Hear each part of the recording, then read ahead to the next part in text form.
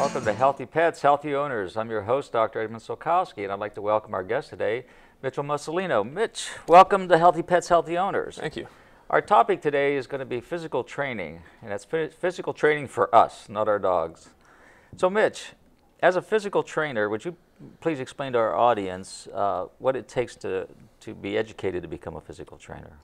So you just kind of want to understand a lot about the human anatomy, how the muscles work, you know, how the bones move, just stuff like that. You want to understand pretty much everything, because there's certain ways to work out incorrectly, and doing so can harm you. So that's why they'll hire a personal trainer to educate them on how to, you know, either work out or, you know, just somebody to motivate them. But basically, you just want to understand how the body works. That way, if somebody has, you know, some kind of medical restrictions or anything like that, you know how to work around it, or you know, just things to modify to help them out. So you actually take courses on educating yourself on how to become a trainer. Yeah, absolutely. And then you receive a certification for this? Yes. So you can. There's multiple certifications out there. I mean, you know, you always want to try to go for the most notable ones. Like same thing with going to college. You know, you want to go to a good college so you can get a degree on, you know,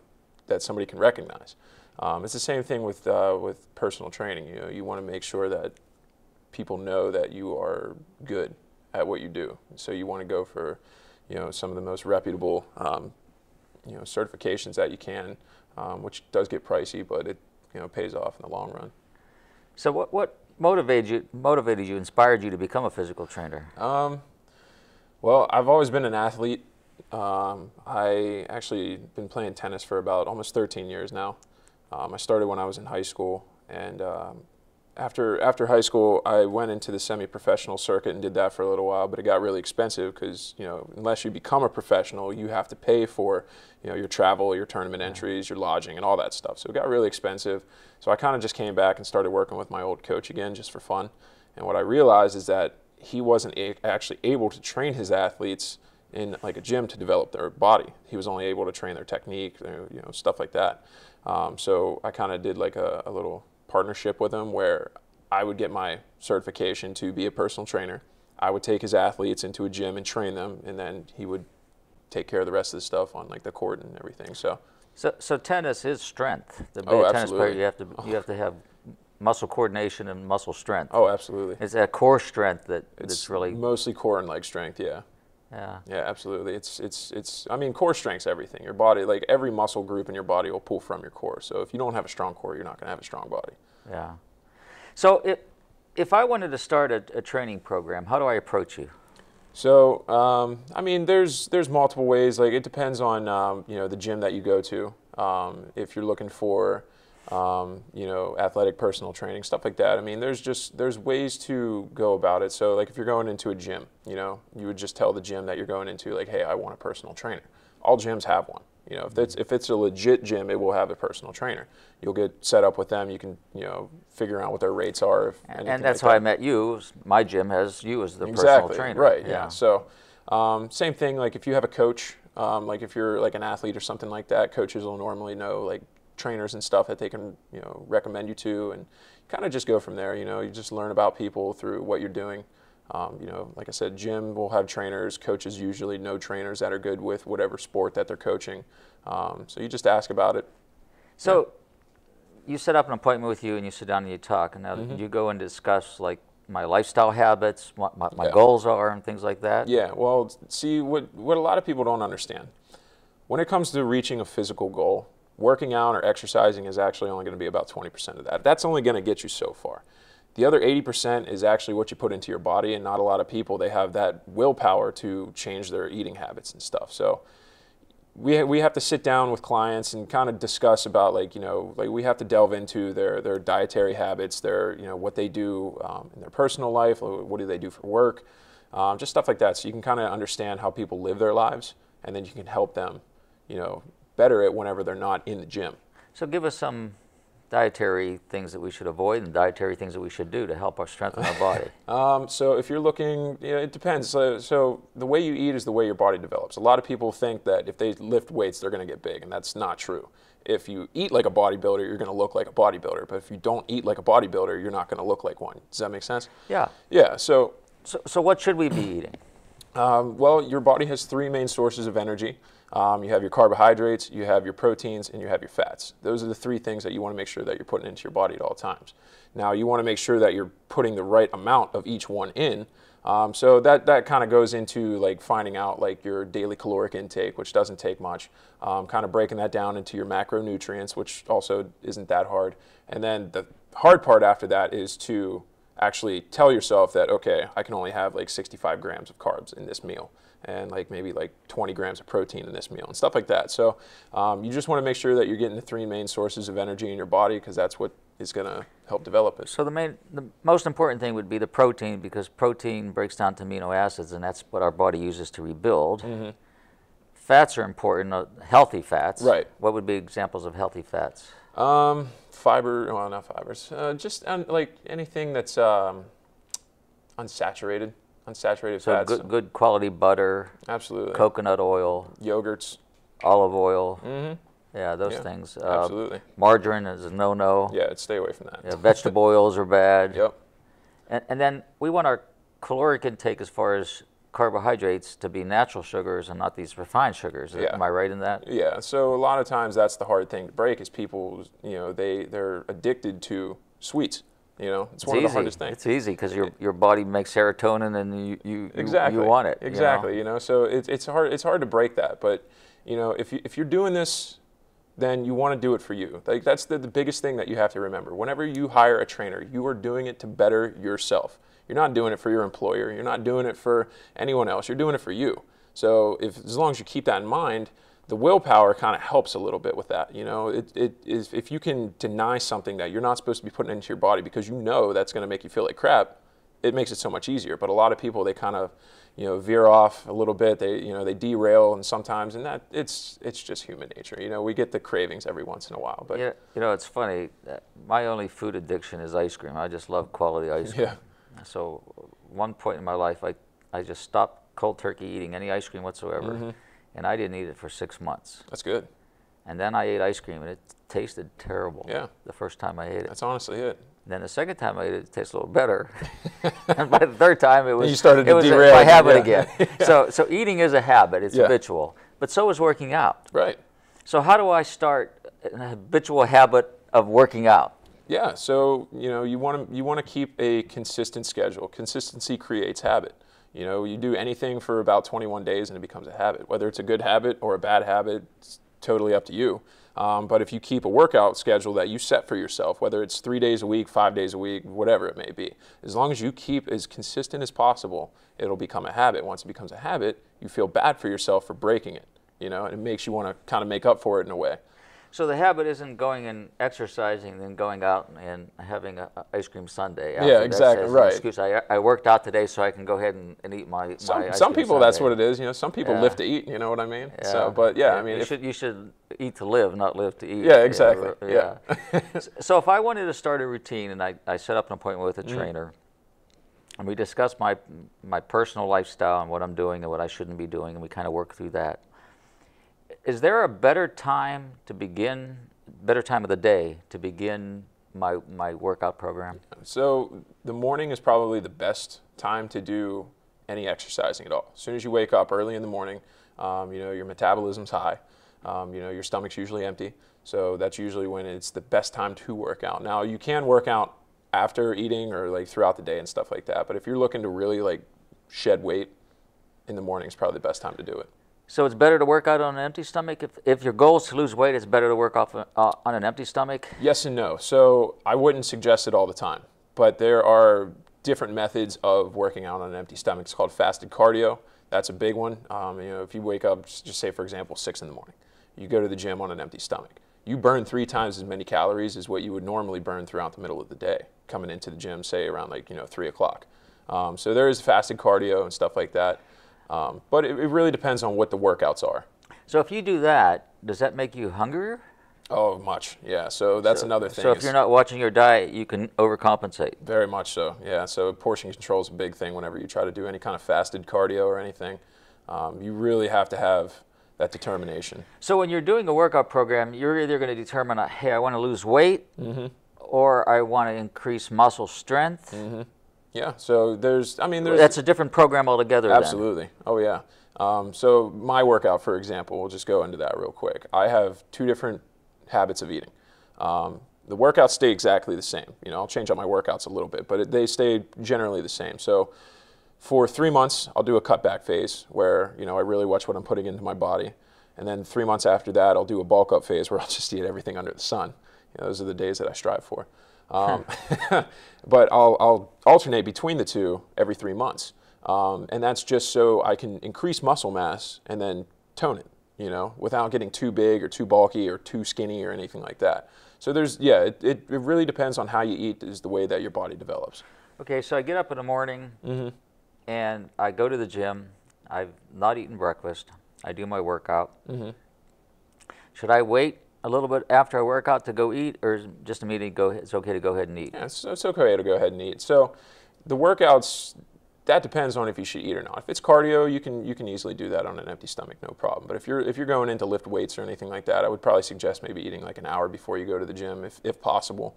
You know, because you do want to make sure that you have the energy in your body to sustain lifting weights above your head or anything like that, so you don't drop them on yourself.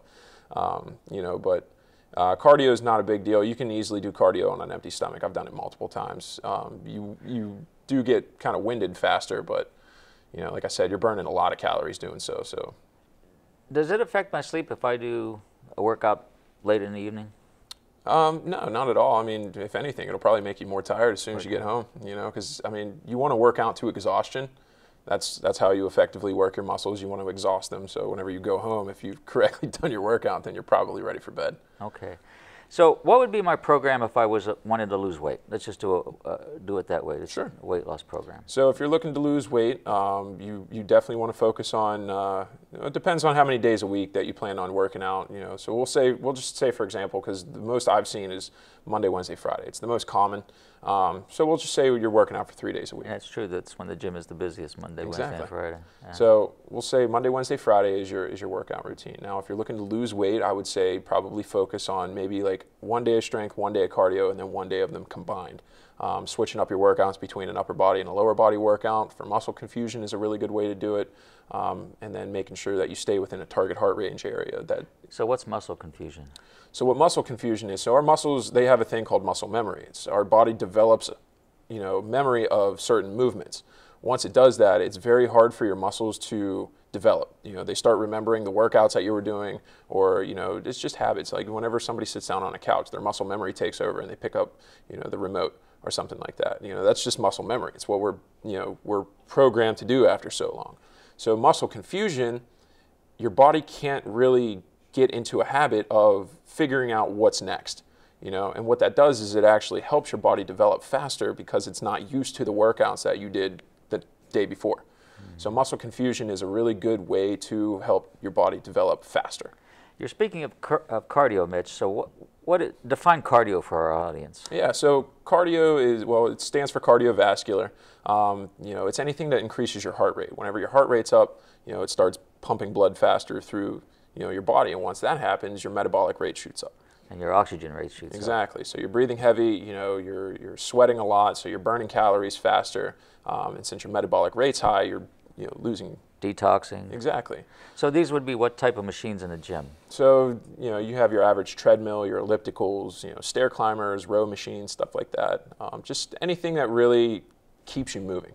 You know, you're not necessarily in a static area too long. You're constantly either pushing yourself to go up or forward. So how long should you do this cardio workout?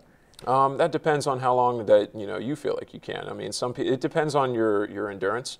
You know, obviously I wouldn't tell somebody to do an hour of cardio if they've never done cardio in their life, but if I'm training like a runner or a tennis athlete or something, then I'll probably make them, you know, do pretty much like 40 minutes of cardio, 45 minutes of cardio. 10 on, 5 off, or just 40 minutes of cardio straight through? So, me personally, I break mine up. You know, if I go in for just cardio, I'll break mine up. I'll maybe run for about 5 miles, 2 to 5 miles, depending on how I'm feeling in the day. But I'll try to strive for 5 miles. Then I'll take a little bit of a break and I'll switch it up and I'll do maybe like, I don't know, maybe 10 miles on a bike, or something like that, just to kind of, switch it up. So, because it gets boring after a while. And that's the one thing, you don't want to get bored, because then you get burnout. Once you get burnt out, then you just don't come back. So you kind of want to switch it up. It doesn't have to be straight on. You could break it up, but I like to keep my heart, elevated most of the time. I don't like to let it, settle down and then shoot it back up again and then settle down. So I'm constantly moving. So when you go in for this training program, do you always do cardio first before you go into the other aspects of training? Absolutely. So even whenever I'm trying to train in, like, somebody on strength, we'll warm up with cardio, just to kind of get their body ready, loosened up and stuff like that. It's the same thing like whenever you're going out to, to run or to do anything, you stretch, What is breathing? How does breathing influence your training program? Well, breathing is, oxygen through your body. You definitely need that. So breathing is very vital when it comes to exercising, even if it's like weightlifting. There is a specific way to breathe, which you always want to inhale through force, or exhale through force exertion, and then inhale back to start. It just kind of helps with the whole aspect of, sustaining without winding yourself too fast. So explain that a little further. I don't know if you get, what did you mean inhale through exertion? So let's say we'll take a bicep curl exercise, for example, a really common exercise. Exactly. Right. So I need to do more of this. Yeah. So force exertion is anything where the weights are being lifted, or lowered, depending on what the workout is. So as you're doing this, you're sucking in air. As you're doing it, you're releasing your air. You want to exhale through force exertion. So when you're exerting your force, you're pushing out and lifting your bicep, you're exhaling. It's the same thing when a boxer fights. Every time they throw a punch, they exhale. So it's the same thing. Whenever you lift the weight, you want to exhale, and then whenever you come back to the start position, take a nice deep breath in. And you're taking deep breath through your nose and your mouth, or just through your nose? I normally, in through the nose, out through the mouth. Best way to kind of do it. Sometimes, and this is a cool tip if you guys are running, it's always nice to tilt your head back. If you're trying to sustain a long run, tilt your head back a little bit to open up your esophagus, and then in through the nose, out through the mouth. Works the same way like with CPR. That's the whole purpose of it. And exactly. It's hard to do because a lot of people run with their heads down. It's very tough, and that's another thing. A lot of people have a bad habit of holding their breath while they're exercising, and they get worn out way too quickly. Because our body functions on oxygen, and so oxygen is so key to everything. Right. Exactly. How does hydration play into this? So, what do you mean by how does it play into it? So, I know hydration is important. Right. We're probably 80% water, if not 90% water.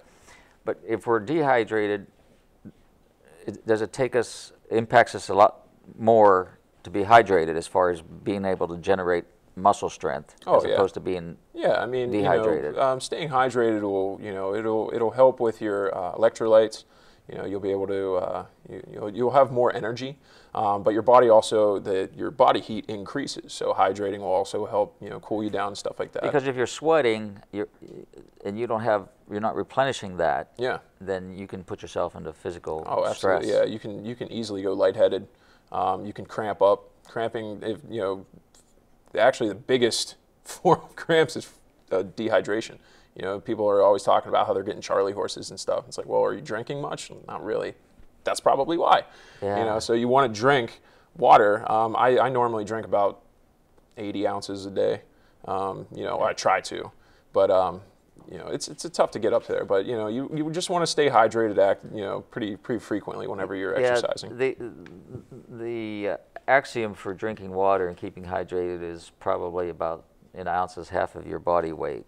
I take that a little further. I always tell people that you need to be drinking pH water, and I'm sure you see me with that bottle of 9.5 pH water at the gym all the time, and about a liter for every 50 pounds of body weight. And if you're exercising and dehydrating even more, you should be increasing that. Absolutely.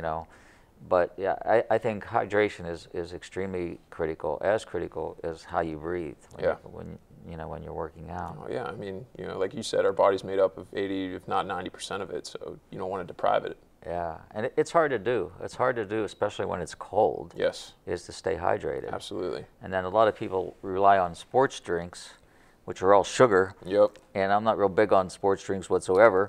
So, but to each his own, but that's what they think they're rehydrating themselves with, and our body it's not requiring that. No. It's requiring water with electrolytes. Absolutely. So, a lot of big misconception that we have is the sports drinks. You'll see tons of people bringing in different kinds of sports drinks and stuff like that, and really it's just empty carbs and sugar. That's it.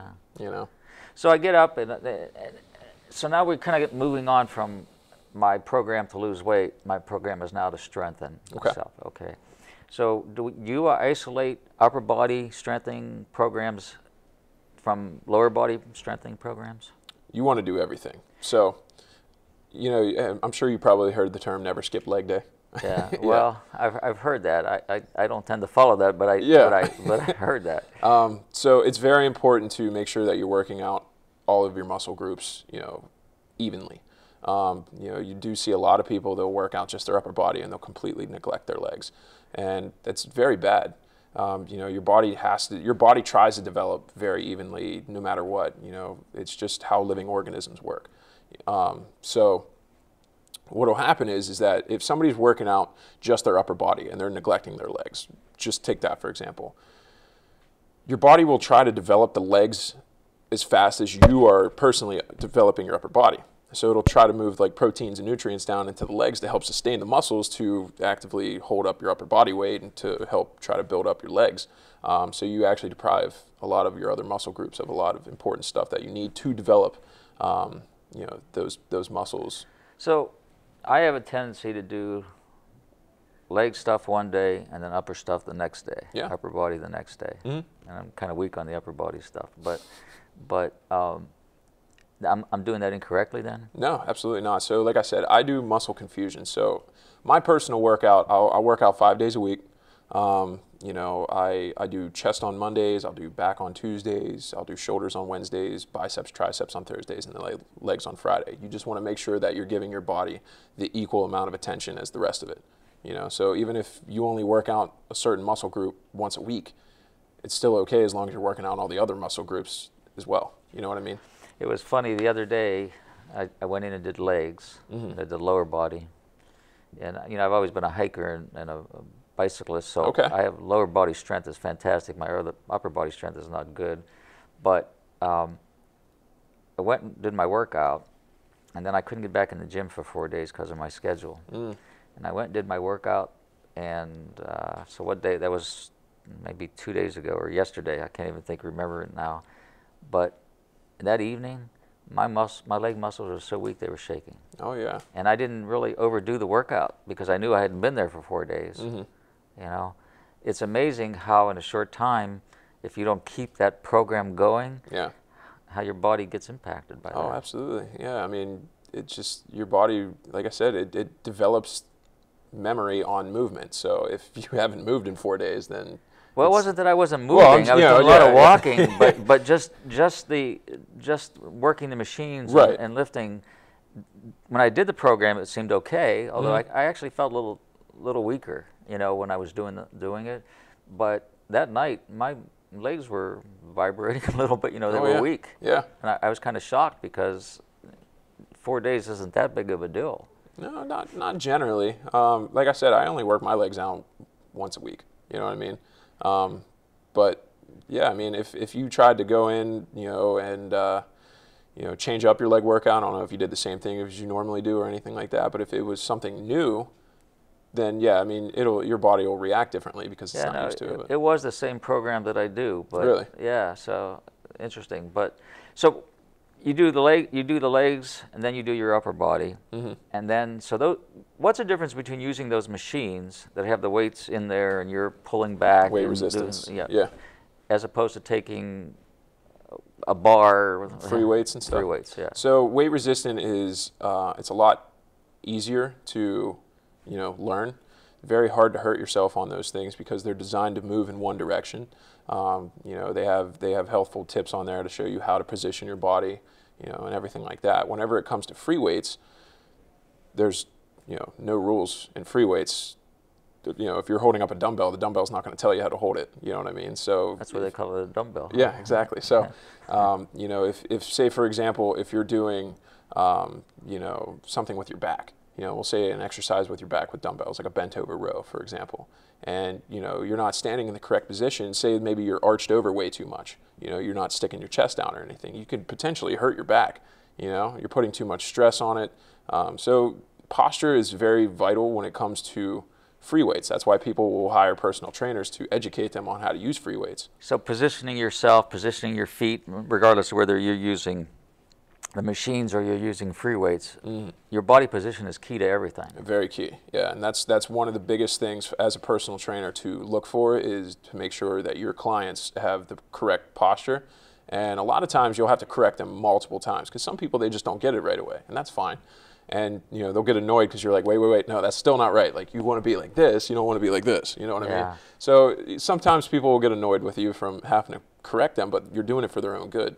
We're not doing it to be like, no, that's not right. You have to look like, you've been doing this for years, kind of thing. But it's honestly, we're trying to prevent you from hurting yourself. And you could easily hurt yourself. Very easily. In trying to look. Oh, yes.